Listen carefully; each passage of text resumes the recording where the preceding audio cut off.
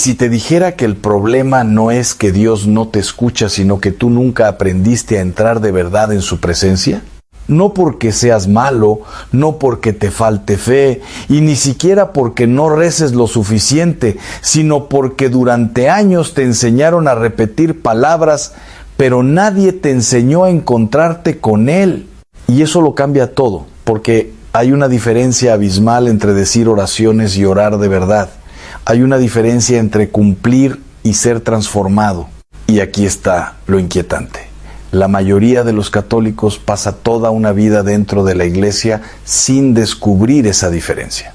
Van a misa, rezan el rosario, hacen novenas, encienden velas, cumplen devociones, pero por dentro siguen sintiendo el mismo vacío, la misma sequedad, la misma distancia. Entonces se preguntan por qué nada cambia, por qué su alma sigue cansada, por qué sus heridas siguen abiertas, pero la respuesta no es la que imaginan, y cuando la entiendes ya no puedes volver a orar igual. Porque la oración que transforma no empieza cuando hablas, empieza cuando dejas de esconderte, empieza cuando te presentas ante Dios sin máscara, sin discurso bonito, sin la necesidad de sonar santo, y eso da miedo, porque es mucho más fácil recitar algo aprendido que abrir el corazón de verdad. Es mucho más cómodo cumplir con una fórmula que sentarte en silencio delante de Dios y reconocer lo que realmente hay dentro de ti. Cansancio, pecado, ruido, rabia, heridas, dudas, decepción. Pero precisamente ahí, en ese lugar que tú querrías tapar, es donde Dios quiere encontrarte. No en la versión decorada de ti mismo, sino en la real. No en el personaje religioso que aprendiste a mostrar, sino en el hijo herido que necesita volver a casa. Y por eso tantos nunca llegan al fondo, porque se quedan en la superficie, y la superficie nunca sacia.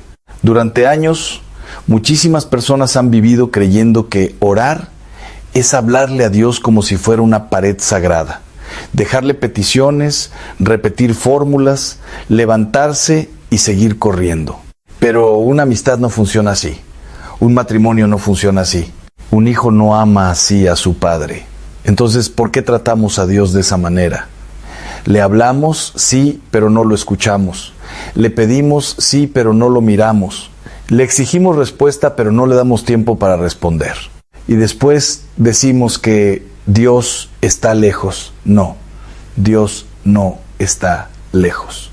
Somos nosotros los que siempre nos vamos demasiado pronto. Somos nosotros los que llenamos el silencio de tanto ruido que ya no distinguimos su voz. Y ahí aparece una verdad incómoda. Quizá no es que tus oraciones no suben al cielo, quizá es que nunca te quedas el tiempo suficiente para dejar que el cielo baje a ti.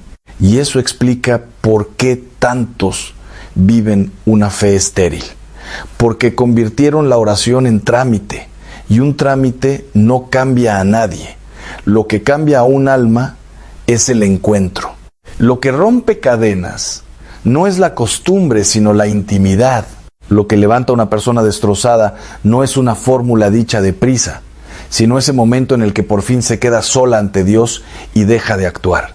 Ahí empieza todo. Pero aquí viene lo sorprendente. La verdadera oración no exige perfección, exige humildad. Y eso rompe una mentira que ha paralizado a muchísima gente. Porque hay personas que no oran de verdad porque creen que primero tienen que arreglar su vida, volverse dignas, vencer sus pecados, limpiar su corazón y recién entonces acercarse a Dios. Pero eso es exactamente al revés. No llegas a Dios cuando ya estás sano. Llegas a Dios para que Él te sane. No llegas limpio. Llegas para que Él te lave. No llegas fuerte. Llegas para que Él te sostenga. Por eso, una de las oraciones más poderosas del Evangelio no salió de un hombre perfecto, sino de un hombre quebrado. No fue un discurso largo, no fue una frase elegante, fue apenas un clamor: Señor, ten compasión de mí que soy un pecador. Y bastó, porque Dios no se conmueve con la apariencia espiritual. Dios se inclina ante la verdad. Y eso debería cambiar la manera en que oras desde hoy. Porque quizá llevas demasiado tiempo intentando impresionar a Dios, cuando lo único que Él ha querido siempre es que seas sincero, que le hables como hablas, que le digas lo que te duele, que le cuentes cuando estás confundido, que le abras incluso tu enojo, tu decepción, tu cansancio, porque un hijo no necesita protocolo para hablar con su padre y Dios no está esperando una actuación, está esperando tu corazón. Pero aquí es donde todo se vuelve más profundo, porque cuando por fin empiezas a orar desde la verdad, descubres algo que al principio duele aceptar. Orar no es convencer a Dios de que haga tu voluntad. Orar es dejar que Dios te enseñe la suya. Y esa diferencia cambia por completo el sentido de la vida espiritual. Porque la mayoría de las personas ora para que cambien sus circunstancias, pero muy pocas oran para ser cambiadas ellas. Queremos que Dios arregle, quite, resuelva, devuelva, abra, cierre, sane, responda. Y cuando no lo hace como esperamos, pensamos que cayó. Pero Dios no ha callado. Lo que pasa es que muchas veces responde llevándote por un camino que primero te rompe el orgullo, porque solo así puede rehacer el alma. A veces no quita la tormenta porque quiere enseñarte a permanecer en medio de ella. A veces no te devuelve lo que perdiste porque quiere darte algo más profundo que lo que tú pedías. A veces no cambia el escenario porque está cambiando al protagonista. Y eso requiere paciencia. Mucha. Porque una de las grandes señales de la oración verdadera es que deja de ser un lugar donde controlas a Dios y se convierte en un lugar donde aprendes a confiar. Ahí fue donde Cristo llevó la oración a su forma más alta. No se haga mi voluntad, sino la tuya. Esa frase no suena cómoda, pero ahí está la llave. Porque mientras quieras que la oración sea un mecanismo para conseguir lo que quieres, siempre terminarás frustrado. Pero cuando entiendes que la oración es el lugar donde tu corazón es alineado con el de Dios, entonces incluso el dolor adquiere otro sentido. Entonces la espera deja de ser castigo y empieza a ser formación. Entonces lo que parecía abandono empieza a parecer poda. Y aunque todavía no veas el fruto, algo adentro comienza a sostenerse de otra manera. Ahora bien, nada de esto ocurre si no te quedas. Y aquí está uno de los puntos que casi nadie quiere escuchar. No puedes tener una relación profunda con alguien a quien solo le das obras. No puedes pretender una vida espiritual fuerte si a Dios le entregas 5 minutos cansados, distraídos y apresurados al final del día. No funciona así. Todo amor serio necesita tiempo y con Dios no es distinto. Pero aquí es donde muchos se defienden diciendo que no tienen tiempo, cuando en realidad sí tienen tiempo para todo lo demás, para el teléfono, para las redes, para el ruido, para 1000 cosas que no les dan vida. Y ese es el verdadero problema. No es falta de tiempo, es falta de prioridad. Porque aquello que de verdad consideras importante siempre encuentra un lugar en tu agenda.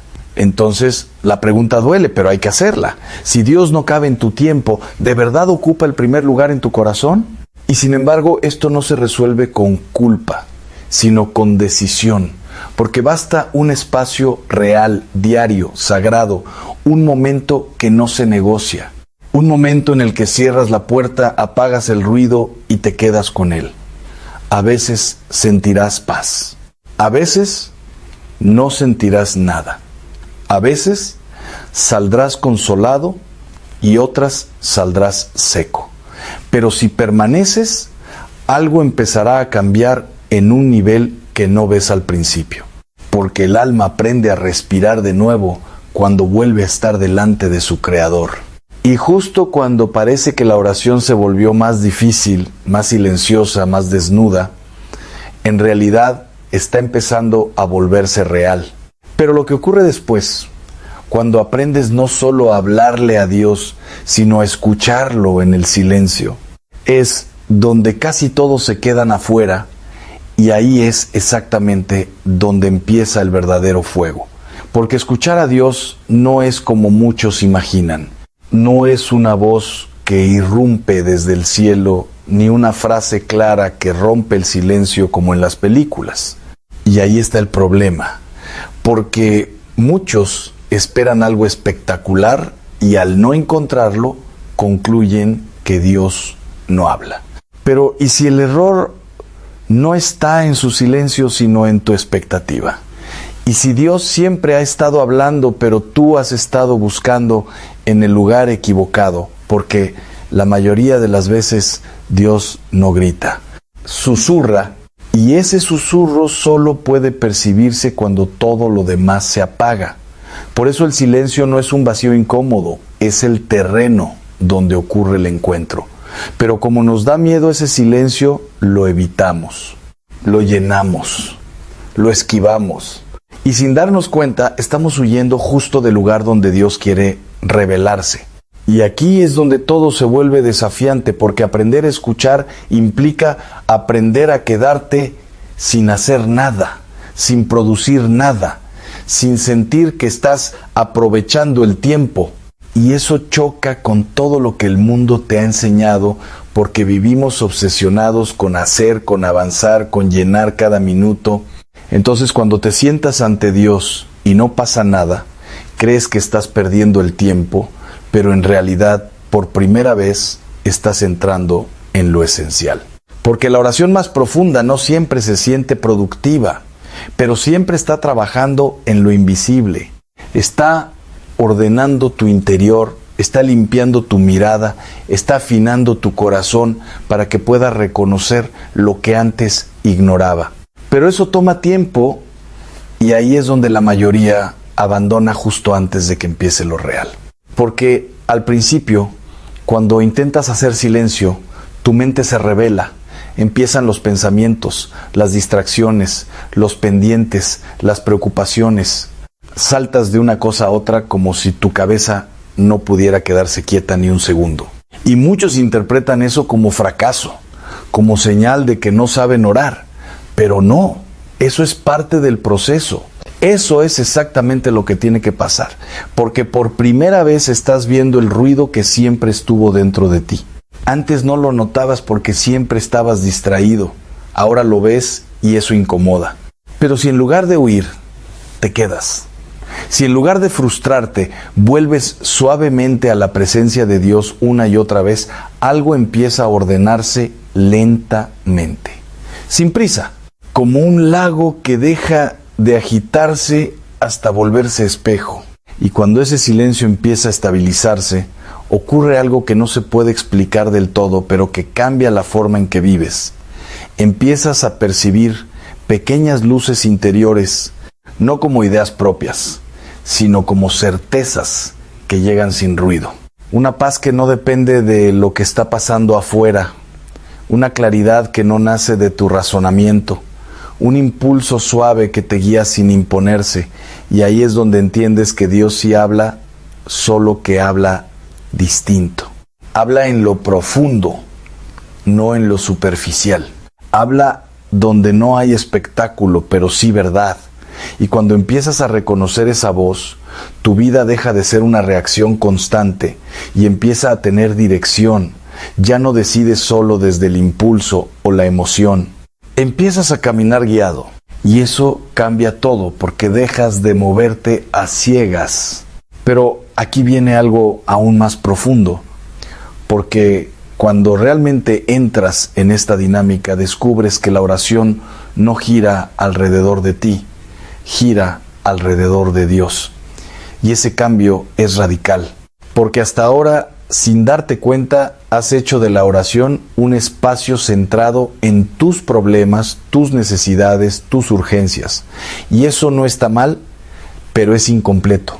Porque hay una forma de oración que va más allá de pedir, más allá de buscar respuestas, y esa es la adoración. Y aquí es donde la mayoría nunca llega, porque es el punto donde el yo deja de ser el centro, y eso cuesta mucho. Porque estamos acostumbrados a mirarnos constantemente, a medir todo según cómo nos afecta.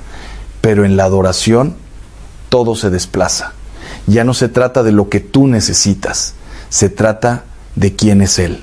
Y cuando entras en ese espacio, aunque sea por unos minutos, ocurre algo poderoso. Porque al contemplar a Dios, al reconocer su grandeza, su fidelidad, su amor, tu perspectiva cambia. No porque tus problemas desaparezcan, sino porque dejan de ser absolutos, dejan de ocupar todo el horizonte. Porque si Dios es quien dice ser, entonces tu historia no está fuera de sus manos. Entonces lo que hoy te pesa no es definitivo. Entonces el miedo pierde fuerza y ahí aparece una paz distinta. No la paz de que todo está resuelto, sino la paz de que todo está sostenido. Y esa paz no se fabrica, se recibe. Pero solo cuando dejas de mirarte tanto a ti mismo y levantas la mirada. Ahora bien, este tipo de oración tiene una consecuencia inevitable y aquí es donde todo se vuelve incómodo otra vez. Porque cuando realmente te encuentras con Dios, no puedes seguir viviendo igual. No puedes salir de ese encuentro y volver a la indiferencia, al egoísmo, a la dureza. Algo tiene que cambiar. Porque el amor verdadero siempre empuja hacia afuera, siempre se traduce en acción. Y si tu oración no está transformando la manera en que tratas a los demás, entonces algo no está conectado. Porque no puedes decir que amas a Dios a quien no ves si no eres capaz de amar al que tienes delante. Y aquí es donde la oración deja de ser un momento aislado y empieza a convertirse en una forma de vida. Porque lo que empieza en el silencio se prueba en lo cotidiano, en tu casa, en tu trabajo, en tus relaciones, en tu paciencia, en tu capacidad de perdonar, en cómo respondes cuando te hieren, en cómo amas cuando no te corresponde. Y ahí es donde se revela si tu oración es real o solo fue un momento emocional. Porque es fácil sentirse espiritual en un espacio tranquilo, pero lo difícil es sostener ese espíritu cuando la vida aprieta. Y sin embargo, cuando la oración es auténtica, algo dentro de ti permanece no perfecto, pero distinto, más libre, más suave, más firme. Como si ya no reaccionaras igual porque ya no eres el mismo. Y entonces entiendes algo que al principio parecía lejano, que la meta no es orar mejor, sino vivir unido a Dios. Que la oración no es solo ese momento del día en el que te detienes, sino el lugar desde donde empiezas a vivir todo lo demás. Que poco a poco, si permaneces, tu manera de pensar, de hablar, de decidir, empieza a alinearse con Él. Y eso no sucede de golpe, es un proceso, a veces lento, a veces frustrante, a veces lleno de sequedad, pero real, porque incluso cuando no sientes nada, algo se está formando. Y esa es otra de las grandes pruebas, la fidelidad cuando no hay consuelo. Porque habrá momentos en los que te sientes a orar y todo parezca seco, vacío, sin sentido. Momentos en los que pensarás que estás retrocediendo, que antes sentías más, que ahora todo es más difícil. Y ahí es donde muchos abandonan, porque confunden la falta de emoción con la ausencia de Dios. Pero no, es justo ahí donde tu oración puede volverse más pura. Porque cuando ya no hay recompensa emocional, cuando ya no hay consuelo, lo único que queda es la decisión de amar. Y ese amor es el que más vale. Porque ya no depende de lo que recibes, sino de lo que eliges. Y si atraviesas ese desierto sin rendirte, si sigues presentándote aunque no sientas nada, si sigues buscando aunque no veas, algo se fortalece dentro de ti. Una fe más sólida, más libre, menos dependiente de sensaciones.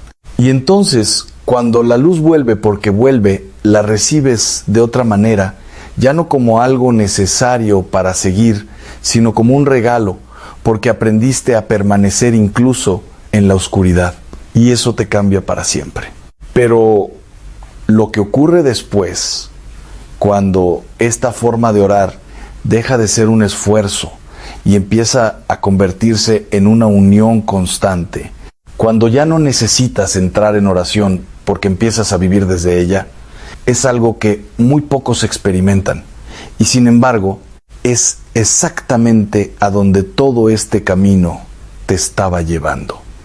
Y aquí es donde todo alcanza un nivel que pocos imaginan, porque la oración deja de ser algo que haces y empieza a ser alguien en quien permaneces. Ya no es solo ese momento del día en el que te sientas, cierras los ojos y hablas con Dios, sino que poco a poco, casi sin darte cuenta, empiezas a vivir con Él, caminas con Él, piensas con Él, decides con Él. Y eso suena imposible al principio, pero no lo es, porque es exactamente lo que Cristo prometió cuando dijo: permanezcan en mí como yo permanezco en ustedes. Y esa palabra permanecer lo cambia todo, porque no habla de momentos aislados, habla de una unión constante, de una comunión que atraviesa cada parte de tu vida. Pero llegar ahí no ocurre por accidente. No es algo que sucede solo porque sí. Es el resultado de haber insistido cuando no tenías ganas, de haber permanecido cuando no sentías nada, de haber elegido a Dios cuando todo dentro de ti quería distraerse. Y aquí es donde muchos se quedan en el camino, no porque no puedan llegar, sino porque no quieren atravesar el proceso. Porque este camino exige algo que a nadie le gusta: morir a uno mismo. Y eso no suena atractivo. Nadie quiere soltar el control. Nadie quiere renunciar a su ego, a sus seguridades, a sus planes. Pero ahí está el punto de quiebre, porque mientras sigas aferrado a ti mismo, no hay espacio para que Dios te llene. Y eso explica por qué tantas personas viven una fe superficial durante años. Porque quieren a Dios, pero sin dejar de ser el centro. Quieren su ayuda, su consuelo, su respuesta, pero no su transformación. Y Dios no viene a mejorar tu vida superficialmente, viene a transformarla desde la raíz. Viene a hacer algo nuevo en ti. Y eso implica incomodidad, implica confrontación, implica momentos en los que te das cuenta de que no eres quien creías ser. Pero también implica algo mucho más grande: libertad. Porque cuando dejas de vivir encerrado en ti mismo, cuando dejas de girar alrededor de tus miedos, tus deseos, tus heridas, descubres una forma de vivir mucho más amplia, más profunda, más real. Y es ahí donde la oración alcanza su fruto más alto: la unión. No una unión emocional, no una sensación pasajera, sino una transformación interior donde poco a poco tu voluntad se alinea con la de Dios. Donde ya no luchas tanto contra lo que sucede, porque confías. Donde ya no necesitas entender todo, porque sabes en quién has puesto tu vida. Y eso no significa que todo será fácil. Al contrario, habrá momentos difíciles, decisiones duras, caminos que no entiendas, pero ya no los caminas solo. Y esa es la diferencia que lo cambia todo. Porque cuando realmente vives en oración, el miedo pierde poder. No desaparece, pero ya no te domina. La incertidumbre sigue existiendo, pero ya no te paraliza. El dolor sigue llegando, pero ya no te destruye, porque hay algo más profundo sosteniéndote, algo que no depende de lo que pase afuera, algo que permanece incluso cuando todo lo demás cambia. Y eso no se aprende en teoría, se descubre en la práctica, en la fidelidad diaria, en ese volver una y otra vez, incluso cuando fallas, incluso cuando te distraes, incluso cuando sientes que no avanzas. Y aquí es donde entra una verdad que puede liberar a muchos. No necesitas hacerlo perfecto. No necesitas tener una oración impecable, profunda, constante, desde el primer día. No necesitas sentir siempre la presencia de Dios para saber que está ahí. Lo único que necesitas es volver cada día, volver incluso cuando caes, volver incluso cuando te alejas, porque Dios no se cansa de ti. Tú te cansas de Él, pero Él no. Tú te distraes, pero Él permanece. Tú fallas, pero Él sigue esperando. Y esa fidelidad es la que sostiene todo. Por eso la oración no es una técnica que aprendes y dominas. Es una relación que se construye. Y como toda relación tiene momentos altos y bajos. Tiene días de claridad y días de confusión.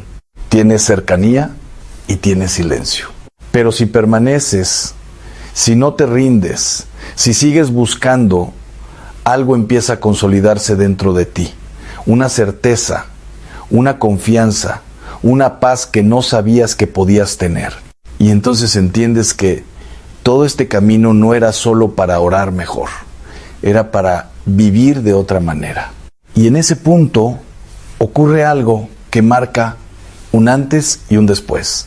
Porque empiezas a darte cuenta de que ya no buscas a Dios solo en momentos específicos, empiezas a encontrarlo en todo, en lo cotidiano, en lo simple, en una conversación, en un silencio, en un problema que antes te desesperaba y ahora te enseña, en una cruz que antes rechazabas y ahora entiendes, porque tu mirada ha cambiado, porque tu corazón ha sido transformado y porque ya no estás viviendo desde la superficie, estás viviendo desde dentro. Pero aquí viene el giro final, porque cuando llegas a este punto, entiendes algo que al principio parecía una exageración, que muy pocos viven así, que la mayoría nunca entra en este nivel de relación con Dios. No porque no puedan, sino porque no saben o porque no están dispuestos a dar ese paso más, ese paso incómodo, ese paso donde dejas de cumplir y empiezas a entregarte. Y ahí es donde vuelves al principio, pero ahora lo entiendes de verdad. Ese 1% del que se hablaba no es un grupo exclusivo, no es gente especial, no son los más inteligentes, ni los más santos, ni los más perfectos. Son simplemente aquellos que decidieron no quedarse en la superficie, aquellos que se atrevieron a ir más allá de las fórmulas, más allá de la costumbre, más allá del ruido y entrar en el encuentro real con Dios. Y ahora la pregunta ya no es si eso existe. La pregunta es si tú estás dispuesto a dar ese paso. Y aquí es donde todo deja de ser teoría y se vuelve decisión. Porque después de escuchar todo esto, después de entender lo que es posible, ya no puedes decir que no sabías. Ya no puedes seguir orando igual sin sentir que algo falta. Y eso incomoda, pero también despierta. Porque en el fondo, si has llegado hasta aquí, es porque algo dentro de ti reconoce que esto es verdad. Que tu alma no fue hecha para una fe superficial. Que hay algo más y que lo has estado buscando desde hace mucho tiempo, pero ese algo más no va a venir solo. No va a aparecer de repente en medio del ruido de tu vida. Requiere que des un paso, uno real, no mañana, no cuando tengas tiempo, no cuando te sientas más preparado, ahora. Porque la diferencia entre los que viven esta realidad y los que solo la escuchan es que unos deciden y otros lo postergan.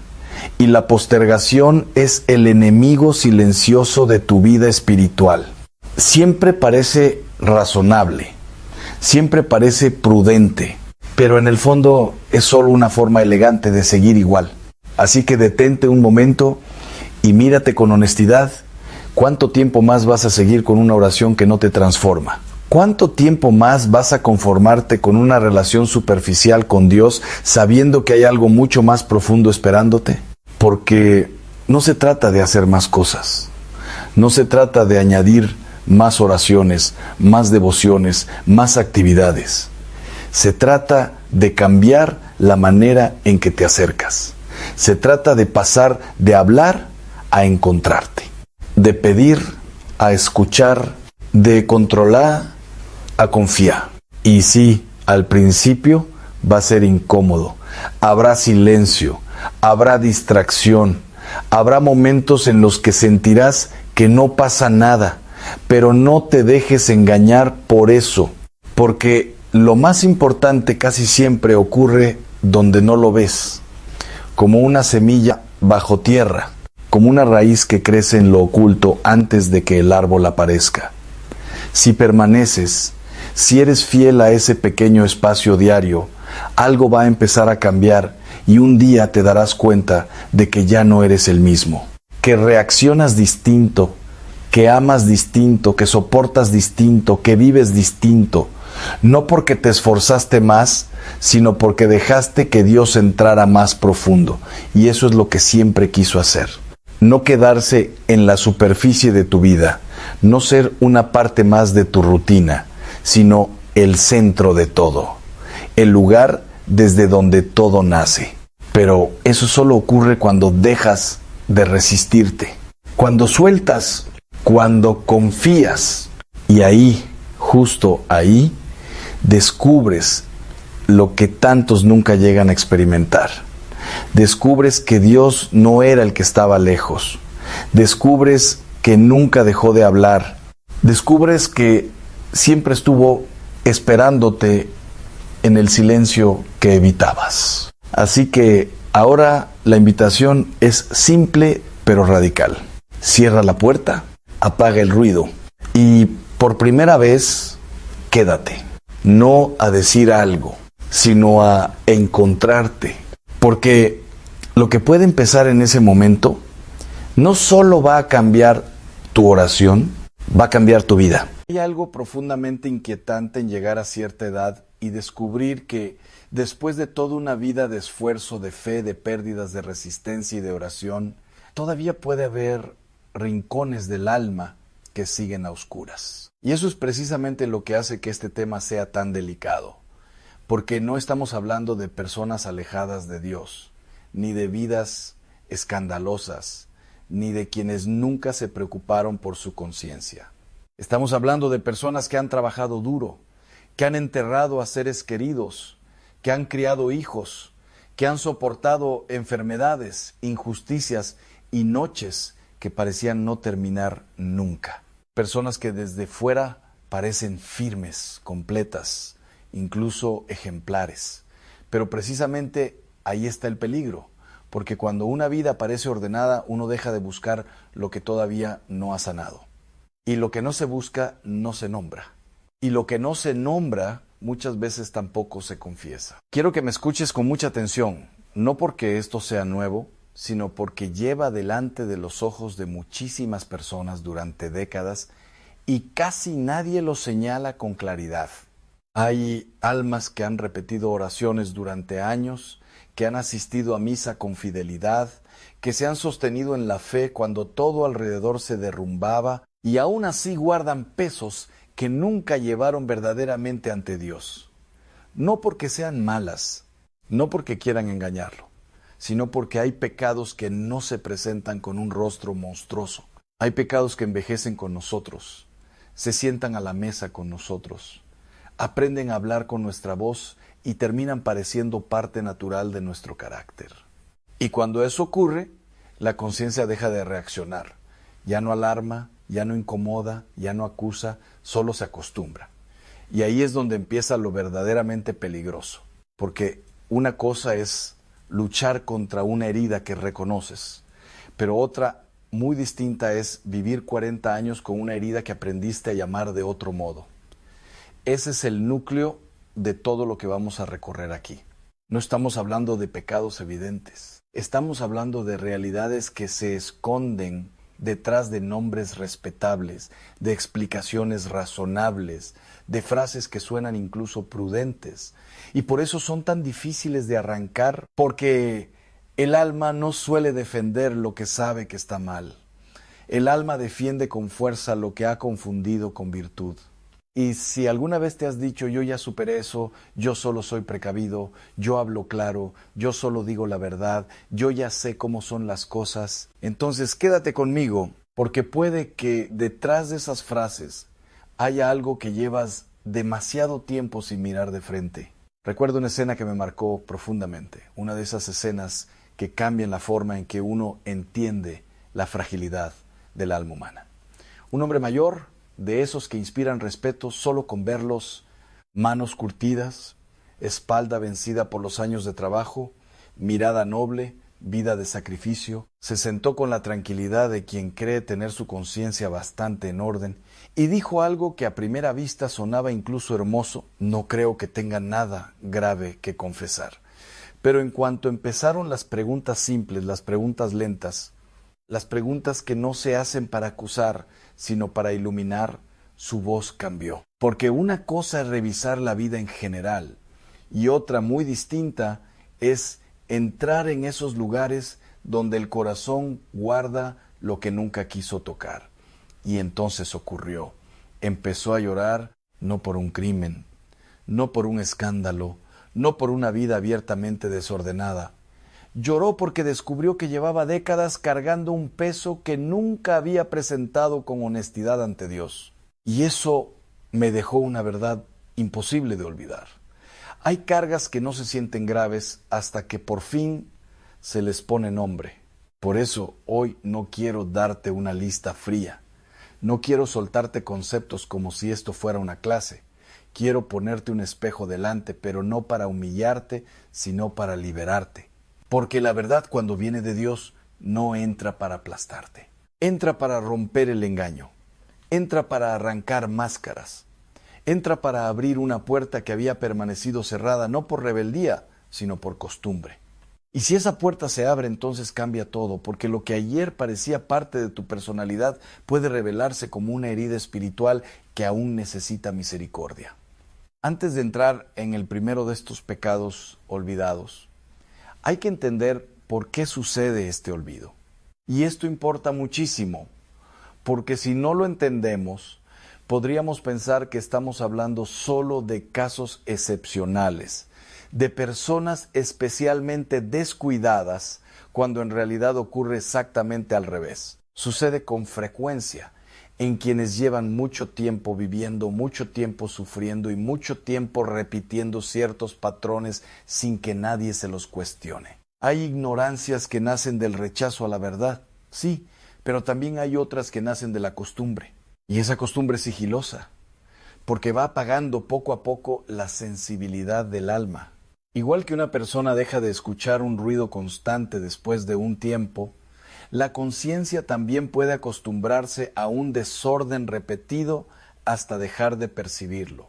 Y cuando un pecado ya no se siente como pecado, se vuelve mucho más difícil confesarlo.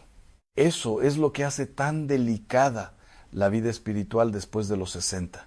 No porque a esa edad el alma sea peor, sino porque ha tenido más años para construir justificaciones, para convertir mecanismos de defensa en formas de ser, para disfrazar heridas sin sanar de sabiduría adquirida. El tiempo puede volver más profunda la fe, sí, pero también puede volver más invisibles ciertas sombras. Y por eso este examen es tan importante, porque puede que hayas envejecido en la práctica religiosa, pero todavía quedan zonas de tu interior que no han envejecido en libertad. Y el primero de esos pecados aparece exactamente ahí donde casi nadie lo sospecha. No entra gritando, no se presenta con violencia, se presenta con una frase serena, incluso digna. Se presenta como distancia, como prudencia, como autocuidado, como memoria, como experiencia.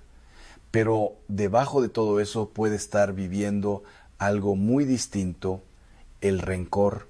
Este es uno de los pecados más olvidados y al mismo tiempo uno de los más devastadores. Porque rara vez una persona mayor entra a confesarse y dice con claridad, tengo rencor.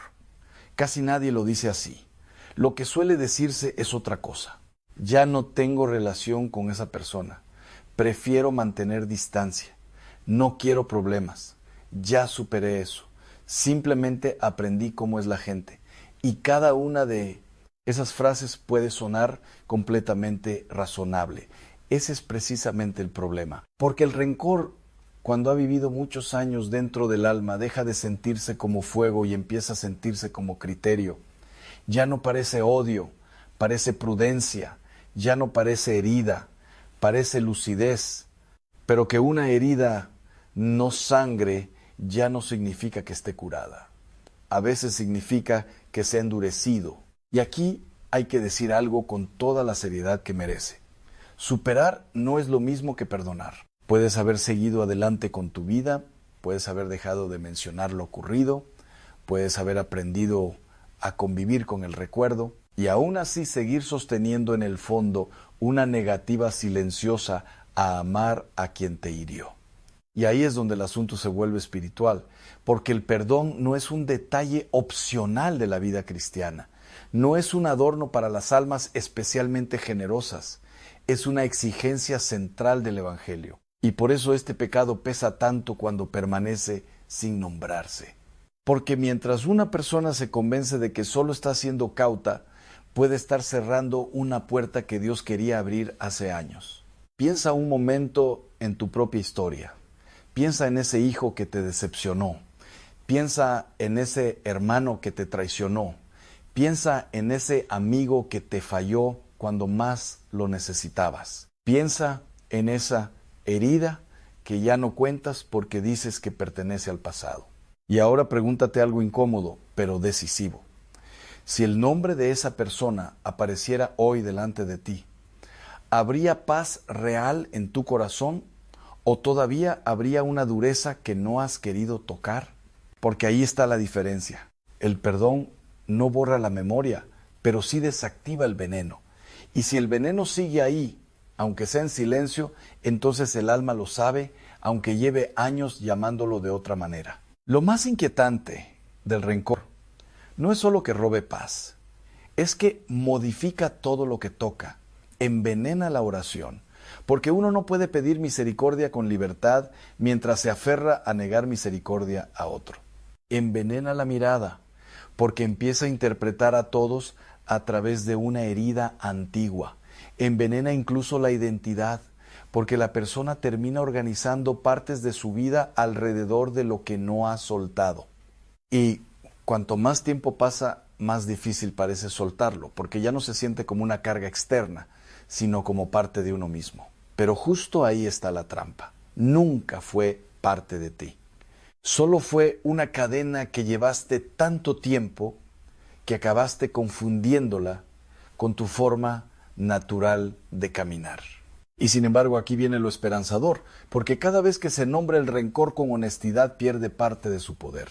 No desaparece mágicamente, no, pero deja de gobernar desde las sombras. La gracia de Dios empieza a trabajar precisamente cuando el alma deja de defender su herida como si fuera un derecho.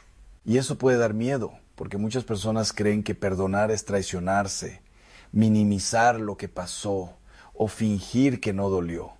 Pero no, perdonar no es llamar bueno a lo que te rompió. Perdonar es negarte a seguir entregándole tu corazón a aquello que te lo hirió. Y si este primer espejo ya está tocando algo dentro de ti, no te apartes todavía, porque lo que viene ahora es todavía más sutil. De hecho, es tan sutil que muchísimas personas piensan que es una virtud, cuando en realidad puede ser una de las barreras espirituales más serias de toda la madurez. Y precisamente por eso casi nadie la confiesa, porque no se experimenta como caída, se experimenta como autoridad, se experimenta como seguridad, se experimenta como experiencia. Pero a veces, debajo de esa experiencia, lo que realmente está creciendo es orgullo. Hay una frase que se escucha una y otra vez en personas mayores, una frase dicha sin malicia, casi con naturalidad. Y precisamente por eso conviene detenerse en ella. Yo ya sé cómo son las cosas. A veces adopta otras formas. A mí ya no me engaña nadie. Con los años que tengo, no necesito que me expliquen nada. Yo he vivido demasiado para que ahora vengan a enseñarme. Y es verdad, claro que hay verdad ahí. Los años enseñan. El sufrimiento afina la intuición. La experiencia da una clase de conocimiento que los libros no pueden ofrecer. Sería absurdo negarlo. Pero hay una línea muy fina entre la sabiduría verdadera y el endurecimiento del corazón. Y esa línea se cruza cuando una persona deja de estar disponible para ser corregida. Ahí está el núcleo de este segundo pecado.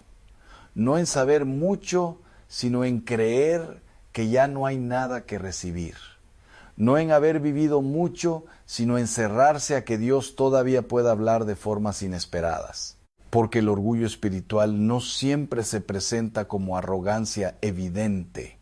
A veces se presenta como autosuficiencia tranquila, como una resistencia elegante, como una especie de firmeza que por fuera parece templanza, pero por dentro ya no escucha. Y eso lo vuelve peligrosísimo, porque la persona puede seguir rezando, puede seguir yendo a misa, puede seguir cumpliendo con prácticas religiosas, y aún así haber dejado de abrirse realmente a ser transformada. Eso duele decirlo, pero hay que decirlo. Hay personas que oran, pero no escuchan. Personas que se confiesan, pero no se dejan tocar. Personas que oyen una corrección y de inmediato levantan dentro de sí una muralla hecha de años, de autoridad y de historia personal. Y entonces cualquier palabra que podría haber sido una llamada de Dios rebota y cae al suelo. No porque Dios haya dejado de hablar, sino porque el alma decidió hace tiempo que ya sabía demasiado para aprender algo nuevo. Lo más engañoso de este orgullo es que suele apoyarse en cosas reales. No nace de la fantasía, nace de la experiencia verdadera, del dolor verdadero, de las veces que sí tuviste razón, de las veces que sí viste venir lo que otros no veían. Y precisamente por eso se vuelve tan convincente. Porque el enemigo más difícil de reconocer no es el que se construye sobre mentiras evidentes, sino el que se construye sobre medias verdades. Sí, has vivido mucho. Sí, probablemente has visto cosas que otros no comprenden. Sí, tal vez hayas cargado sobre tus hombros más de lo que cualquiera imagina, pero nada de eso te vuelve incapaz de necesitar humildad. Al contrario, cuanto más has vivido, más peligrosa se vuelve la ilusión de que ya no necesitas que nadie te muestre nada. Hay padres y madres, abuelos y abuelas, hombres y mujeres de fe sincera, que sin darse cuenta han convertido su experiencia en una fortaleza cerrada. Sus opiniones se volvieron ley, sus juicios se volvieron definitivos. Su manera de ver a los demás dejó de ser una perspectiva y pasó a sentirse como una sentencia.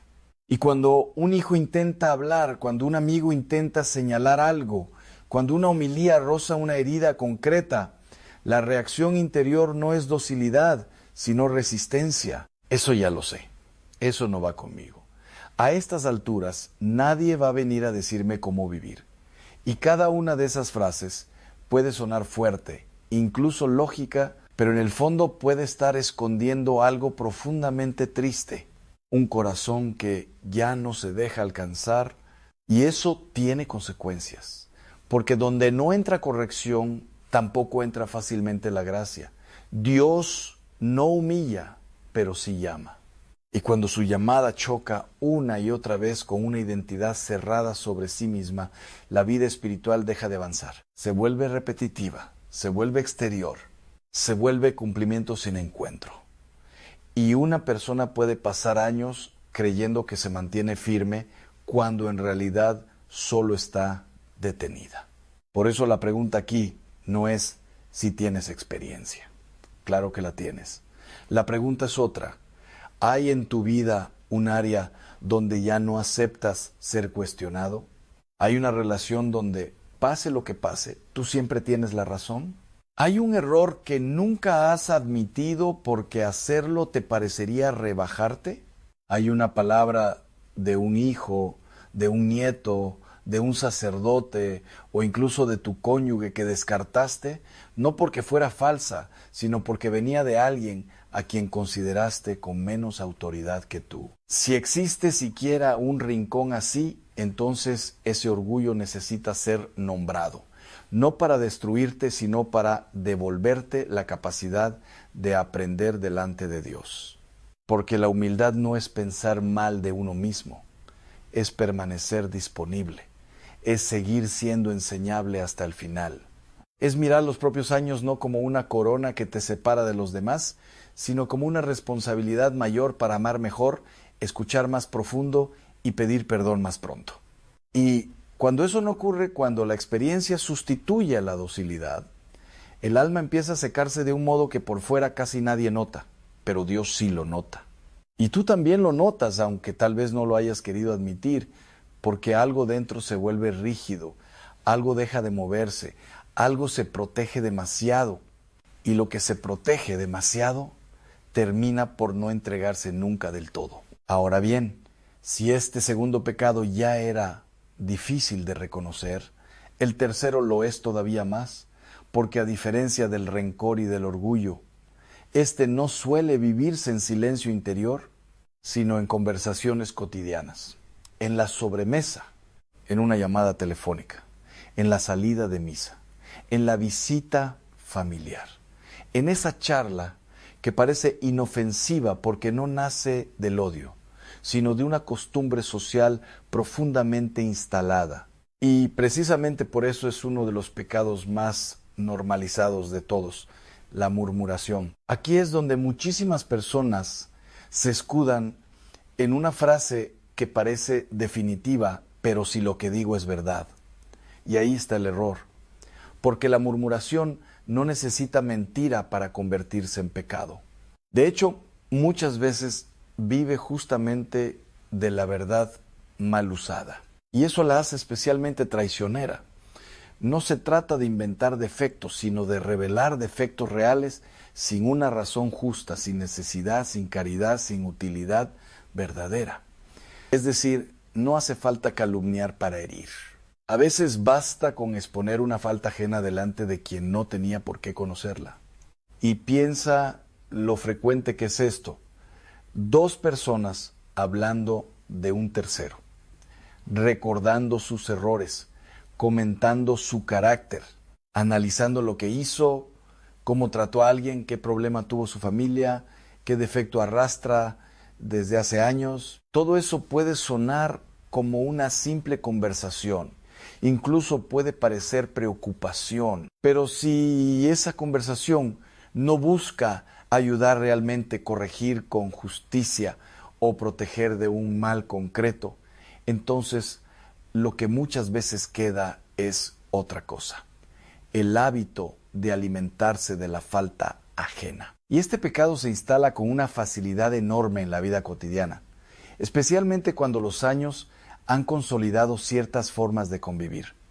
Porque hablar de otros llena silencios, da tema de conversación, crea complicidad, hace sentir que uno entiende a la gente. Y además, como suele mezclarse con hechos reales, la conciencia no se alarma. Yo no mentí. Yo solo conté lo que pasó. Yo no inventé nada. Pero el alma no se mide solo por la veracidad de lo que pronuncia. También se mide por la caridad con la que usa esa verdad. Y una verdad usada sin amor puede convertirse en un cuchillo. Lo más serio de la murmuración es que roba algo invisible pero real. Roba fama, roba honra, roba el derecho de una persona a no ser reducida públicamente a sus defectos. Y ese robo, precisamente por ser invisible, casi nunca se repara. La persona de la que se habló quizá nunca se entere. Quienes escucharon quizá nunca olviden. Y quien habló, si no examina con profundidad su conciencia, puede continuar años enteros creyendo que solo es una persona franca. Pero no toda franqueza es virtud. A veces es una forma educada de crueldad. Y aquí conviene detenerse, porque este pecado no aparece solo en los momentos grandes, sino en los pequeños, en la observación inocente, en la crítica disfrazada de comentario, en esa manera de relatar la vida ajena que parece entretenimiento, pero deja detrás una estela de juicio. Y si se vuelve costumbre, termina moldeando el corazón.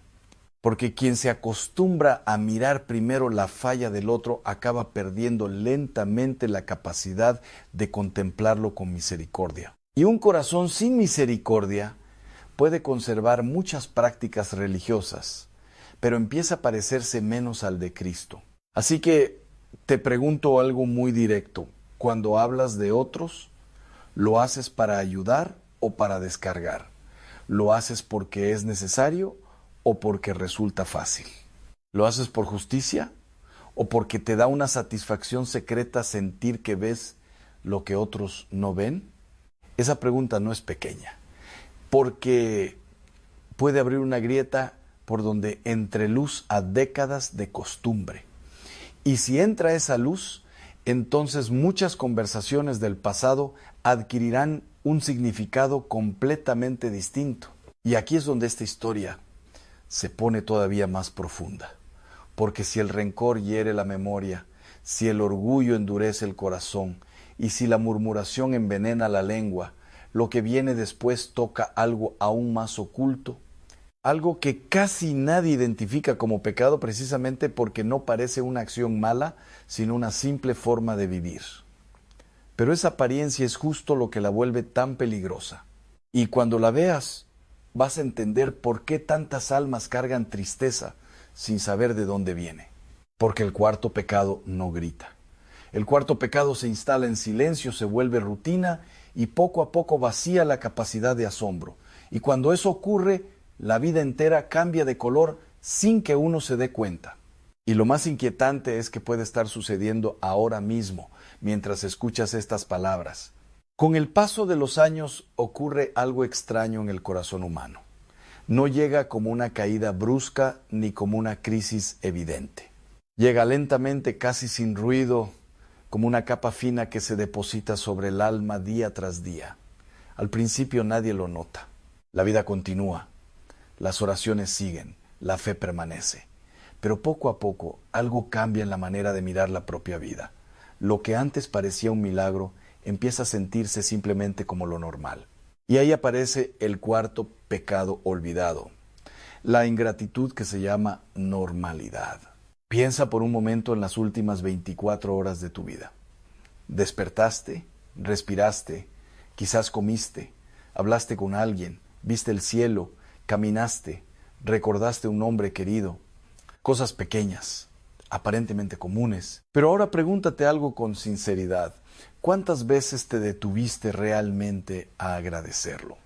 No un gracias automático al final de una oración, sino un momento real donde el corazón reconoce que nada de eso estaba garantizado.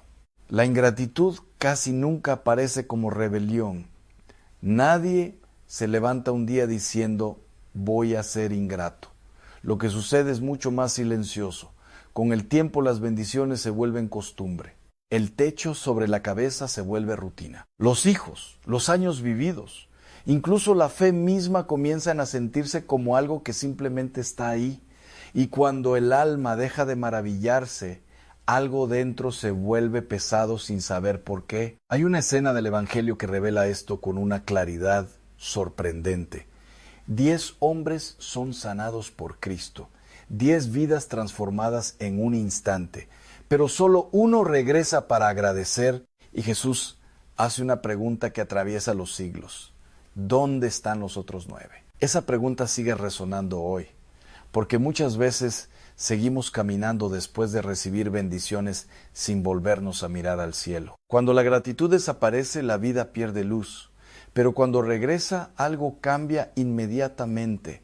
El corazón se vuelve más ligero, la mirada se suaviza y el alma recupera la capacidad de asombro.